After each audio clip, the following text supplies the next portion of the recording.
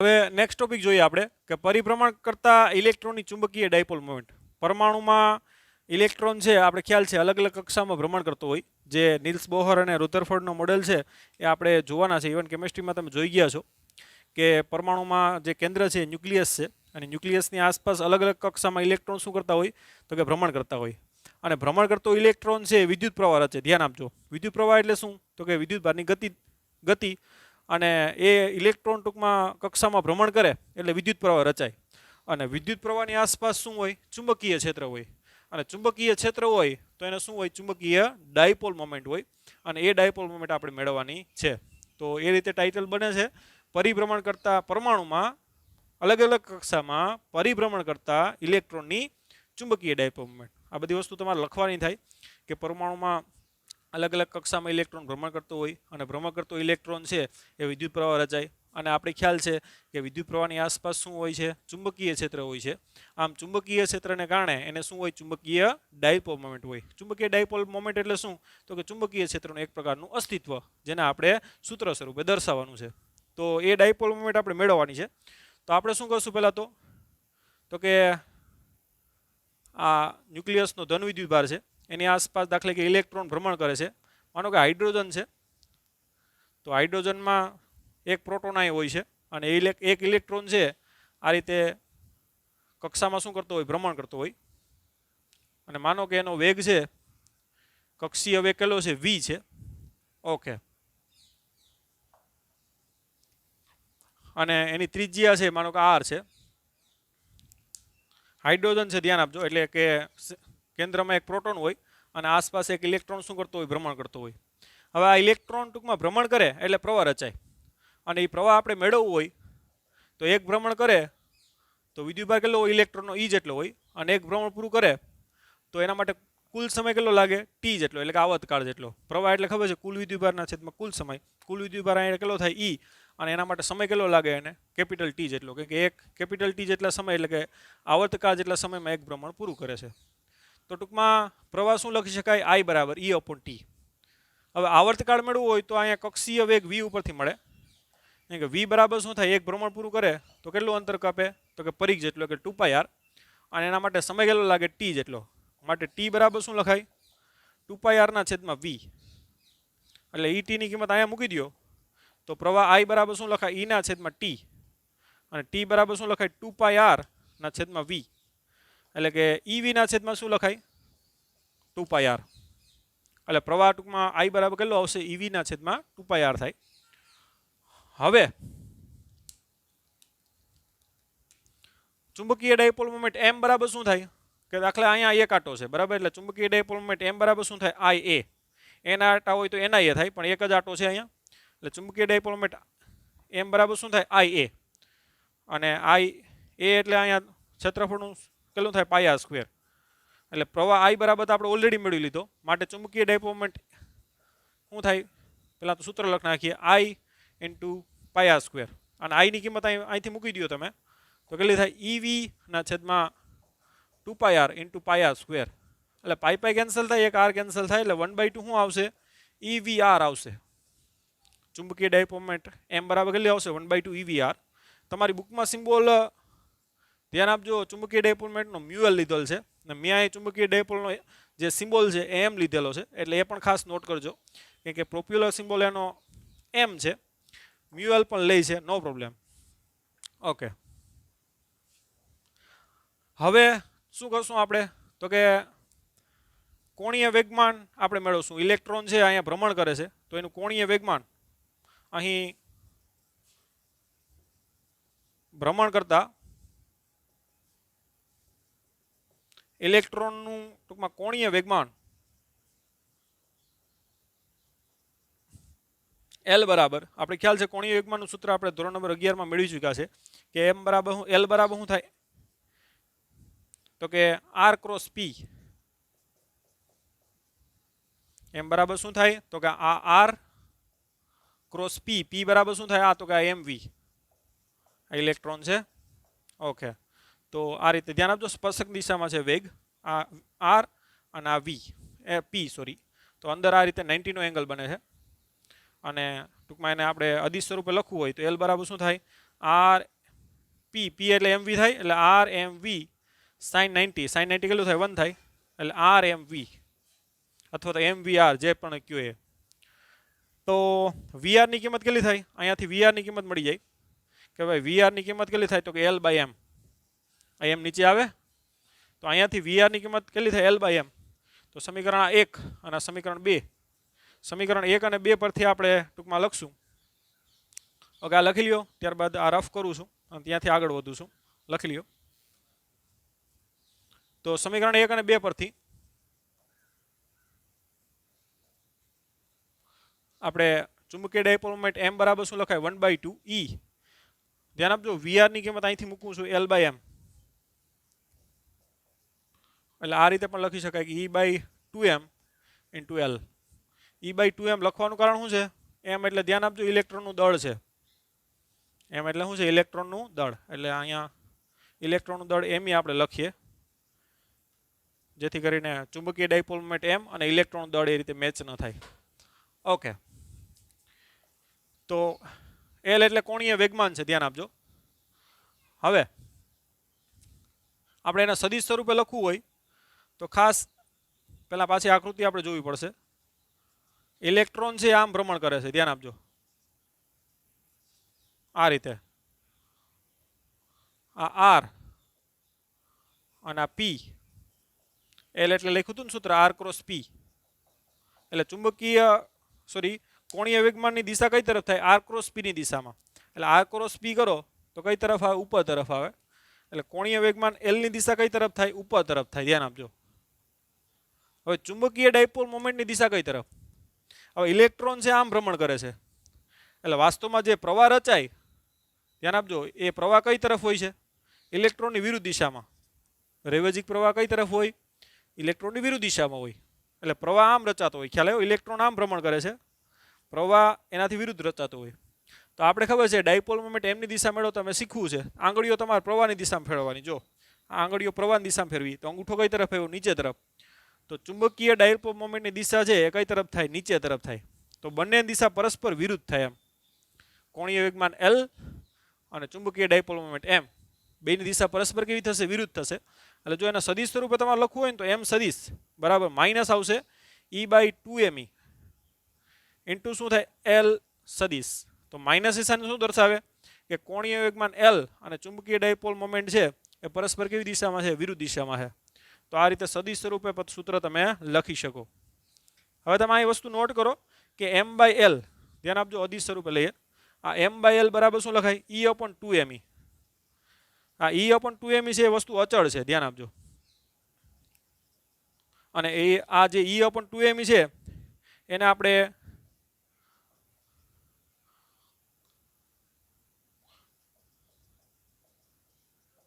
એને ગાયરોમેગ્નેટિક આપણે રેશિયો બોલશું અથવા ગાયરોમેગ્નેટિક રેશિયો એટલે ગુણોત્તર તો e upon 2me છે અચળ છે અને e એટલે ખબર છે ઇલેક્ટ્રોનનો વિદ્યુતભાર me એટલે ઇલેક્ટ્રોનનું દળ એ વસ્તુ કેવી છે અચળ છે એમ ટૂંકમાં m upon l નો ગુણોત્તર કેવું હોય અચળ હોય જે e upon 2me જેટલો થાય જેને આપણે શું કહીએ ગાયરોમેગ્નેટિક રેશિયો અને એનો એકમ છે એ કુલમ વિદ્યુતભારનો એકમ કુલમ છે અને ચુંબકીય ડાયપોલ મોમેન્ટનો એકમ શું થાય એમ્પિયર ઇન્ટુ મીટર થાય મીટર સ્ક્વેર અને કુલમ એટલે ધ્યાન આપજો I બરાબર Q ના છેદમાં T એટલે કુલમ બરાબર શું થાય એમ્પિયર ઇન્ટુ સેકન્ડ થાય ત્યાં કુલમ બરાબર એમ્પિયર ઇન્ટુ સેકન્ડ લખું છેદમાં એમ્પિયર મીટર સ્ક્વેર એટલે એમ્પિયર એમ્પિયર કેન્સલ થાય સેકન્ડ upon મીટર સ્ક્વેર બરાબર એટલે ના સોરી આ ઇલેક્ટ્રોનનું દળ છે આ ઇલેક્ટ્રોનનું દળ છે એટલે કુલમ પણ શું થાય કેજી ગાયરોમેગ્નેટિક રેશિયાનો એકમ શું થાય ઇલેક્ટ્રોનનું દળ છે ડાયપોલ મોમેન્ટ નથી ખાસ ધ્યાન આપજો ઇલેક્ટ્રોનનું દળનો એકમ શું થાય કેજી એટલે ગાયરોમેગ્નેટિક રેશિયાનો એકમ કહી તો શું આવે કુલમ પણ કેજી અને એનું મૂલ્ય કેટલું થાય તો મૂલ્ય તમારે 1.6 ગુણ્યા 10⁻19 છેદમાં 2 ગુણ્યા ઇલેક્ટ્રોનનું દળ મૂકો અહીંયા 9.1 ઇન્ટુ 10⁻31 તો એ રીતે ટૂંકમાં એની કિંમત મેળવીએ આપણે ઇલેક્ટ્રોનનો વિદ્યુતભાર મૂક્યો અહીંયા અને ઇલેક્ટ્રોનનું દળ મૂક્યું કોઈ રોકેટ સાયન્સ નથી અહીંયા 1.6 ભાગ્યા 2 ભાંગ્યા 9.1 એટલે આવશે 0.0879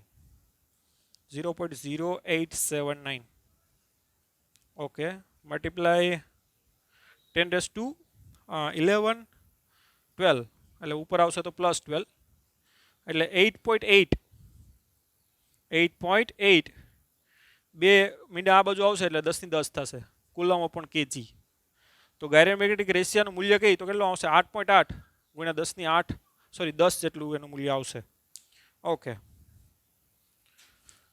તો આ થઈ ગયું ભ્રમણ કરતા ઇલેક્ટ્રોનની ચુંબકીય ડાયપોલ મોમેન્ટ m કોણીય વેગમાનના સ્વરૂપમાં ત્યારબાદ એને સદિશ સ્વરૂપે લખ્યું એમાંથી જે ટૂંકમાં જે વસ્તુ છે અચળ છે અને અચળનું મૂલ્યને આપણે ગાયરોમેગ્નેટિક રેશિયો કીધો અને ગાયરોમેગ્નેટિક રેશિયોનો એકમ કુલમ અપોન કેજી થાય અને ક્યારેક એનું મૂલ્ય પૂછે તો કેટલું આવશે 8.8 ગુણ્યા 10 ની 10 કુલમ અપોન કેજી ઓકે તો અહીંયા સુધી લખી લ્યો હજી થોડુંક આપણે આગળ વધવાનું છે તો આપણે ચુંબકીય ડાયપોલનું સૂત્ર મેળવ્યું કે ભાઈ E upon 2me into L થાય ઓકે હવે આપણે કેમિસ્ટ્રીમાં તમે ભણી ગયા છો ફિઝિક્સમાં આપણે પરમાણુ ચેપ્ટર ભણવાનું છે જ્યારે ભણશું ત્યારે ઓલરેડી આ વસ્તુ તમને ફાવશે કેમિસ્ટ્રીમાં ઓલરેડી તમે ભણી ગયા એટલે આપણે ખબર છે બોહરના પ્રથમ અધિતર્ક જે આપણે ઓલરેડી ચેપ્ટર ભણવાનું છે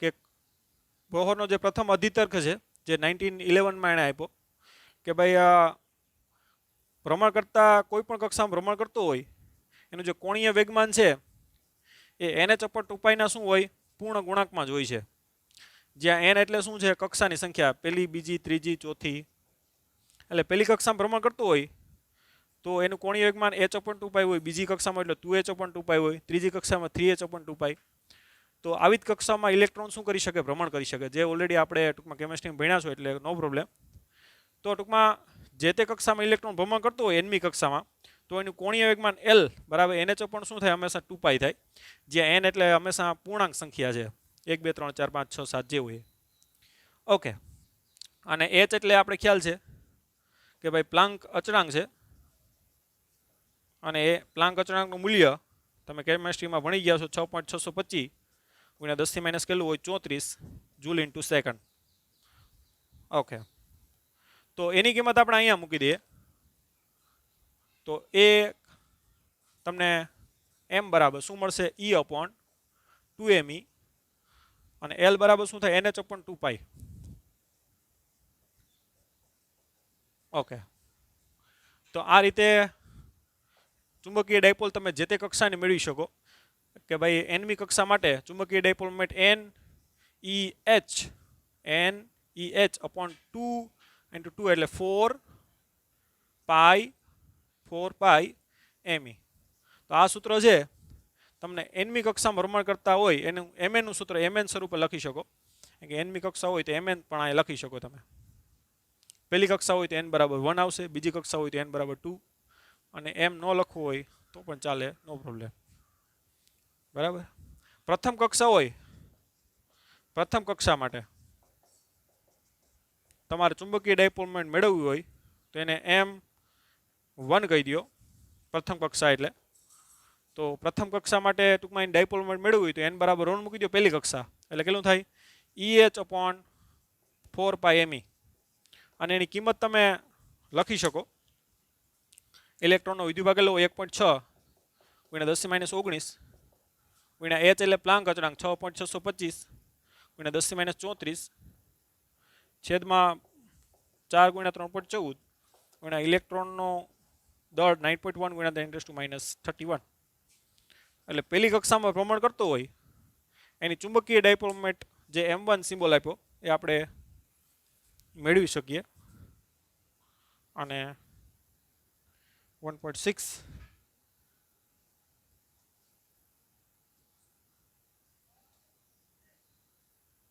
okay 1.6 into 6.625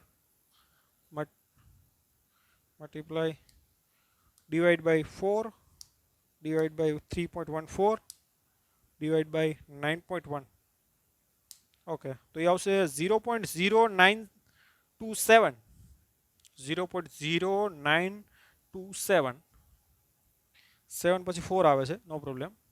ઇન્ટુ 10 કેટલું થાય? તો આ 19 છે, અહીંયા 34 છે, એટલે કેટલી થાય? -15. અને અહીં -15 કાઢો એટલે માઇનસ કેટલી આવશે? 16. ઉપર આવે તો કેટલી થાય? +16. તો પહેલી કક્ષામાં ભ્રમણ કરતો હોય એની ચુંબકીય ડાયપોલ મોમેન્ટ 9.27 ઇન્ટુ 10 કેટલું થાય? 14.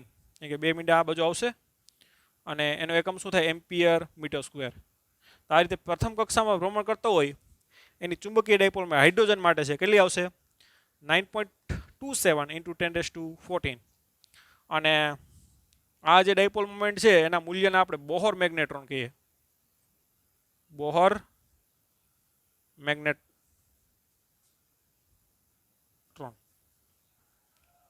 પ્રથમ કક્ષામાં જે ટૂંકમાં ડાયપોલ મળે ને એને શું કહેશું આપણે? Bohr magnetron. એક પ્રકારની ડાયપોલ જ છે. બોહર મેગ્નેટ્રોનનો એકમ શું થાય? Ampere metre square. આગળ બોર્ડમાં પૂછાયેલું છે.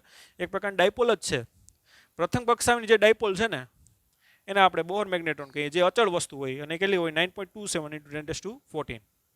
તો આ રીતે ભ્રમણ કરતા હોય એની ઇલેક્ટ્રોન ડાયપોલનું આ સૂત્ર પણ મેળવી શકે. અને ત્યારબાદ બોહરના અધિતર્કનો ઉપયોગ કરી અને આ જે સૂત્ર છે એના ઉપરથી શું તમને કે ભાઈ ડાયપોલ જે તે કક્ષાની તમને આરામથી મળે એમ. બાકી આ સૂત્ર છે અલગ અલગ કક્ષાનું એલ તો મેળવવું ને આપણે, પણ આ સૂત્ર છે એના ઉપરથી ડાયરેક્ટ કક્ષાનો નંબર જ મૂકવો પડે. જો અહીંયા તમને એમ કહે કે ત્રીજી કક્ષામાં કેટલું? તો ગુણ્યા 3, એટલે આના ગુણ્યા 3 કરી નાખો એટલે ત્રીજી કક્ષાની ડાયપોલ મળે. તો આ રીતે આ સૂત્રનો ઉપયોગ કરી અને જે તે કક્ષા માટે આરામથી તમે કક્ષીય ડાયપોલ મોમેન્ટ મેળવી શકો, એટલે જે તે કક્ષાની ડાયપોલ મોમેન્ટ મેળવી શકો. અને પ્રથમ કક્ષાની ડાયપોલ છે એને આપણે બોહર મેગ્નેટ્રોન બોલીએ અને એ એક પ્રકારની ડાયપોલ જ છે. એનું એકમ શું થાય? Ampere metre square. મિત્રો, આજે આપણે ચુંબકીય ડાયપોલ તરીકે પ્રવાધારિત ગૂંચળું છે એના આધારે ટૂંકમાં એની અક્ષ ઉપર અને એની વિષુવરેખા ઉપર ચુંબકીય ક્ષેત્રના આપણે સૂત્ર ભણવાના છે. તો આપણે એનું ઓલરેડી સૂત્ર તો મેળવી જ ચૂક્યા છે કે ભાઈ આ કોઈ ગૂંચળું છે, ધ્યાન આપજો, પ્રવાધારિત ગૂંચળું. એના n આટા છે, એમાંથી I જેટલો પ્રવાહ પસાર થાય, n આટા છે. I ની અક્ષ કહી દો. અક્ષ ઉપર ટૂંકમાં એક અંતરે ચુંબકીય ક્ષેત્ર, દાખલે કે આ કોઈ P બિંદુએ આપણે ઓલરેડી મેળવી ચૂક્યા છે.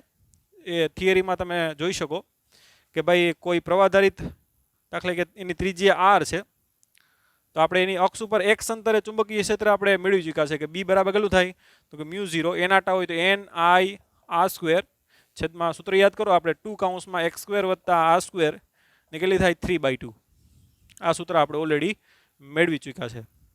હવે ખૂબ જ આ ટૂંકમાં દૂરના અંતર હોય, અક્ષ ઉપર છે, ધ્યાન આપજો, દૂરના અંતર હોય એટલે કે x is greater than r હોય તો r 0 મૂકી શકો અહીંયા.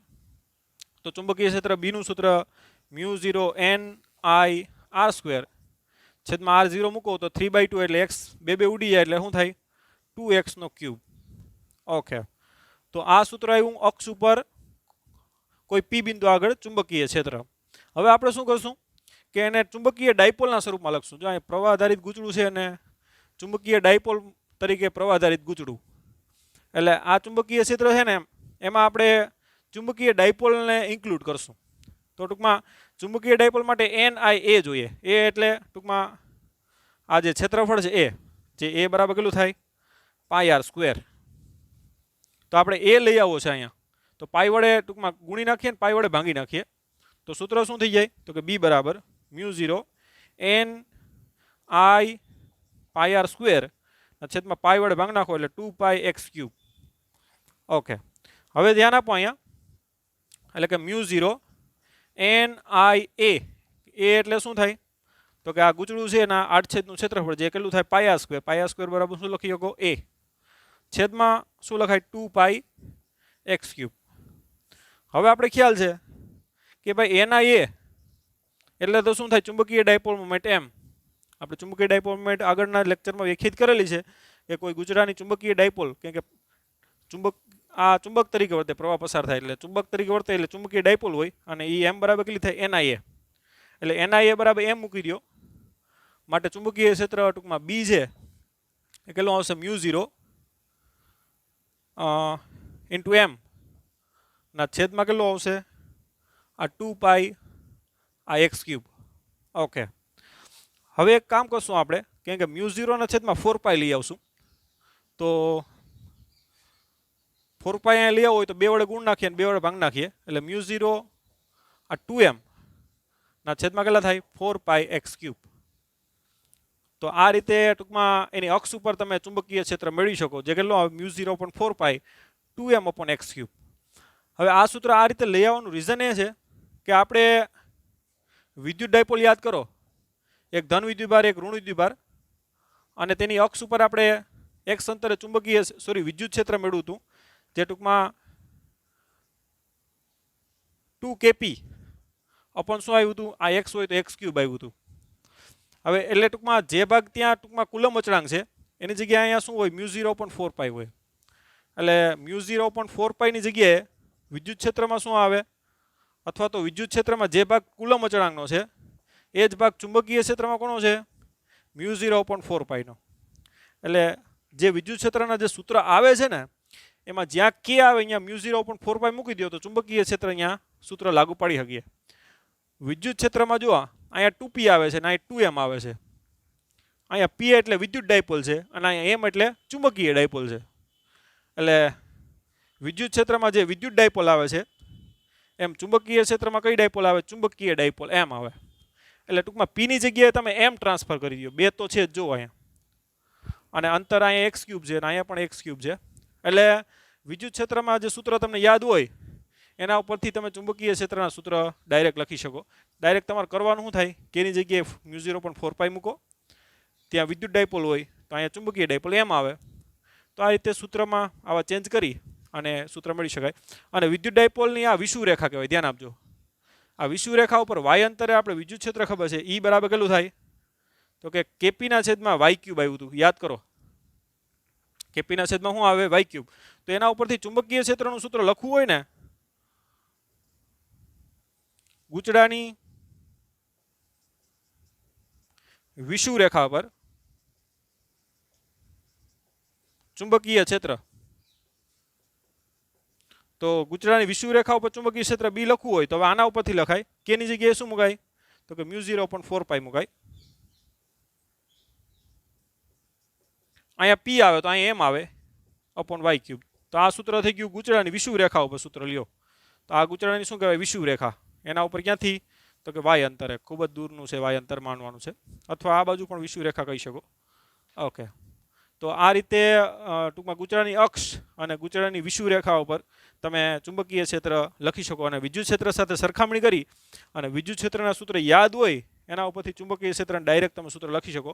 આ સૂત્ર યાદ રાખવાની કોઈ પ્રકારની જરૂર નથી, જો આ સૂત્ર યાદ હોય તો એ રીતે આનું ટ્રાન્સફર આમાં કરી શકાય. તો ટૂંકમાં આ જે થિયરીનો છે એમ છે એ જ પ્રકારનો છે કે વિદ્યુત ક્ષેત્ર અને ચુંબકીય ક્ષેત્રની આ રીતે સરખામણી કરી અને તમે એ રીતે સૂત્ર સાથે ચાલી શકો. હવે આપણે નેક્સ્ટ ટોપિક જોઈએ, આ લખી લ્યો.